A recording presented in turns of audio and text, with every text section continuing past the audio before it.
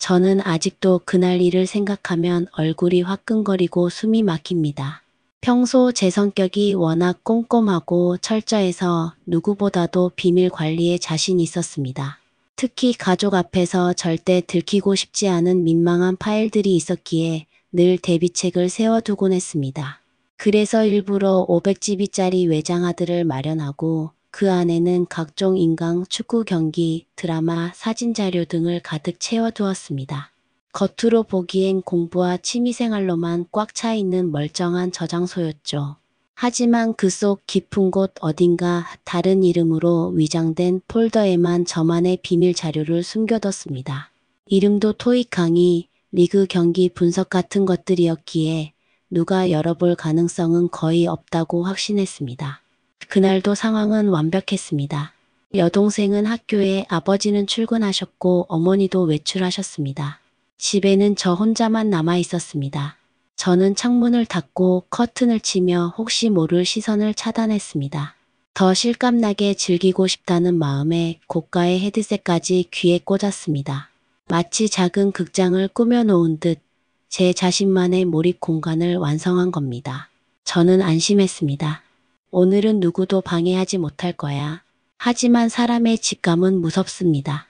화면에 몰두하던 중 등 뒤에서 묘한 기운이 느껴졌습니다. 마치 누군가 조용히 숨을 죽이고 있는 듯한 설명하기 어려운 느낌이었습니다.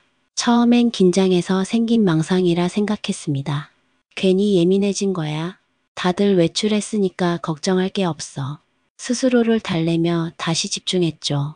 그러다 무심코 손이 옆에 휴지로 향하는 순간 본능적으로 뒤를 흘끗 돌아봤습니다. 그 순간 세상이 무너져 내렸습니다. 제 눈앞에는 제가 전혀 예상하지 못한 사람이 서 있었습니다. 바로 제 여동생이었습니다. 학교에 있을 줄 알았던 동생이 언제 들어왔는지도 모른 채 제 등 뒤에서 무표정하게 저를 바라보고 있었습니다. 제 눈과 동생의 눈이 마주친 순간 숨이 멎는 듯한 충격이 몰려왔습니다. 뇌가 멈춘 것처럼 아무런 생각이 떠오르지 않았습니다. 온몸이 얼어붙었고 심장은 미친 듯이 뛰었습니다. 그 짧은 몇 초는 제 인생에서 가장 긴 시간처럼 느껴졌습니다. 어떤 말을 해야 할지 머릿속은 새하얘졌습니다. 그런데 사람은 당황하면 가장 멍청한 말만 내뱉는다더니 저도 예외가 아니었습니다. 무의식적으로 나온 말은 학교 안 갔어? 였습니다. 저조차도 그 순간 제 입에서 왜 그런 말이 튀어나왔는지 이해할 수 없었습니다. 동생은 잠시 정적을 두더니 싸늘한 눈빛으로 한마디만 내뱉었습니다. 진짜 어이없다. 그 말은 칼처럼 제 마음을 베었습니다. 동생은 더 말을 이어가지도 않고 그대로 자기 방으로 들어가 문을 쾅 닫아버렸습니다. 저는 한동안 그 자리에 멍하니 서 있었습니다. 온몸이 얼어붙은 채 움직일 수도 숨을 제대로 쉴 수도 없었습니다. 성인이니까 문제가 없다고 스스로 위로하려 해도 가족 특히 여동생에게 들켰다는 사실은 돌이킬 수 없는 민망함으로 다가왔습니다. 평소 철저히 숨겨온 비밀이 한순간에 무너져 버린 겁니다. 결국 저는 방 안에 앉아 있을 용기가 나지 않아 도망치듯 집 밖으로 뛰쳐나왔습니다. 거실 공기조차 숨을 막는 듯했고 동생의 방 문틈에서 새어나오는 인기척조차 저를 짓눌렀습니다. 그날 이후로 저는 집에 발을 들이는 것조차 두려워졌습니다. 철저한 계획이 무너져버린 순간 수치심과 불안감이 한꺼번에 몰려와 아직까지도 떨쳐내지 못하고 있습니다. 집을 뛰쳐나온 뒤 저는 어디로 가야 할지조차 몰랐습니다. 발걸음이 이끄는 대로 동네를 몇 바퀴나 돌았고 카페에 들어가 앉아도 마음이 전혀 가라앉지 않았습니다. 눈을 감으면 계속 떠올랐습니다. 동생이 무표정하게 제 뒤에 서 있다가 짧지만 차갑게 말을 내뱉은 순간 그 장면이 무한 반복되며 머릿속을 짓눌렀습니다. 이제 집에 어떻게 들어가야 하지? 가족들이 다 알게 되면 어쩌지? 하는 불안이 점점 커져갔습니다. 논리적으로는 저는 성인이고 혼자 있을 때 개인적인 영상을 보는 것이 잘못은 아닙니다. 하지만 가족에게, 특히 여동생에게 그 모습을 들켰다는 사실이 문제였습니다.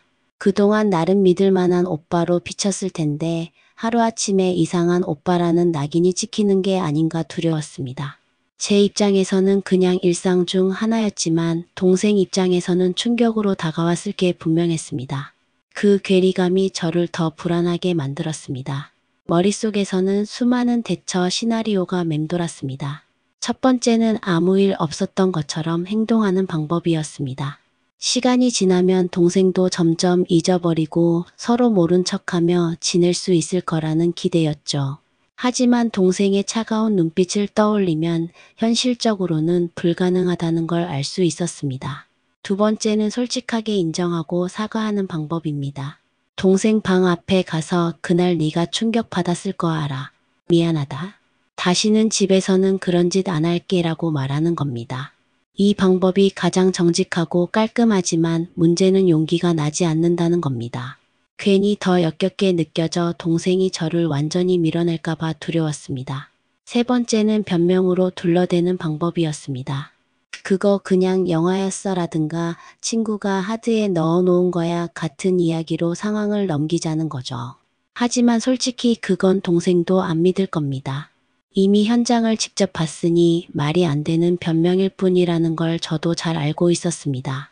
그날 밤 집에 돌아갔을 때 동생 방은 굳게 닫혀 있었습니다. 저는 문 앞에 서서 한참을 고민했지만 아무 말도 못하고 제 방으로 들어갔습니다. 그 이후로 집안 분위기는 눈에 띄게 어색해졌습니다. 아침에 부딪혀도 서로 눈을 피했고 예전 같으면 농담 한마디 하던 자리에서도 저는 입을 다물었습니다.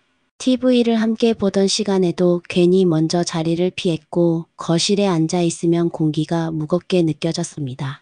더 무서운 건 부모님께까지 이 이야기가 흘러가는 것이었습니다. 만약 동생이 화가 나서 부모님께 오빠가 이상한 영상 보다가 걸렸다고 말해버린다면 그 민망함은 상상조차 하기 싫었습니다. 부모님이 크게 꾸짖진 않으실지라도 그 후로 저를 바라보는 시선은 분명 달라질 게 뻔했으니까요. 며칠이 지나도 상황은 나아지지 않았습니다. 저는 외장하드 속 파일들을 정리할까 심각하게 고민했습니다. 혹시라도 또 들킬까 두려워 아예 하드를 통째로 버릴까 생각하기도 했습니다. 하지만 또 한편으로는 억울했습니다. 성인이 개인적인 시간을 가지는 게 잘못은 아닌데 왜 이렇게까지 움츠러들어야 하나 하는 반발심이 올라왔습니다. 그렇게 자책과 억울함이 뒤섞여 마음은 점점 피폐해져 갔습니다. 밤마다 잠자리에 누우면 그날의 장면이 떠올랐습니다. 동생의 차가운 눈빛, 짧지만 날카로운 그 한마디. 그 말은 마치 낙인처럼 가슴에 박혀서 지워지지 않았습니다. 저는 천장을 보며 스스로에게 물었습니다. 나는 정말 잘못한 걸까? 아니면 그냥 불운한 상황에 걸려든 걸까? 명확한 답을 내리지 못한 채 뒤척이다가 겨우 잠에 들곤 했습니다.